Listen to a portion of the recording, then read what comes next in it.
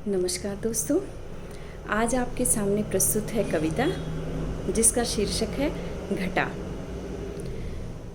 जब बारिश के मौसम में बरसात कम होती है या नहीं होती है तो एक गरीब किसान पर क्या बीतती है, उसके घर की हालत क्या होती है, उसके मन की चिंताएं क्या होती हैं, इन्हीं सब चीज़ों का वर्णन मैंने इस कविता में किया है। आइए प्रस्तुत करती हूँ घटा।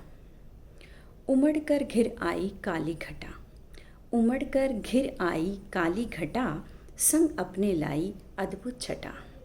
उमड़ कर घिर आई काली घटा, संग अपने लाई अद्भुत छटा। उसे देख मुस्कुरा उठी एक गरीब किसान की बेबस निगाहें।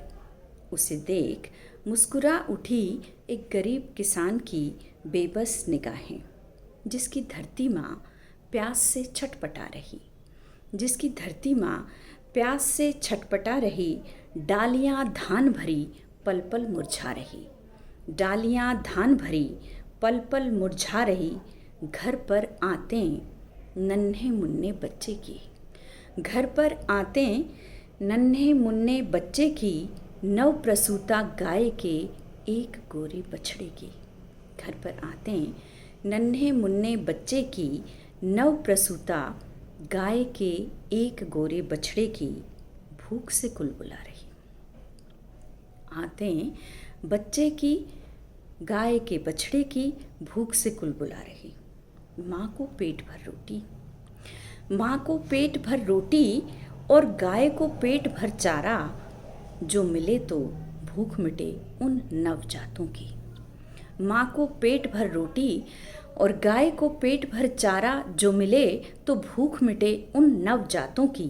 उम्मीद एक मन में कसमसाई, उम्मीद एक मन में कसमसाई, और मुस्कान आँखों की होठों पे चली आई। उम्मीद एक मन में कसमसाई और मुस्कान आँखों की होठों पर चली आई। किंतु घटा छाई और छाकर चली गई, किंतु घटा छाई और छाकर चली गई। न गरजी न बरसी, किंतु घटा छाई और छाकर चली गई।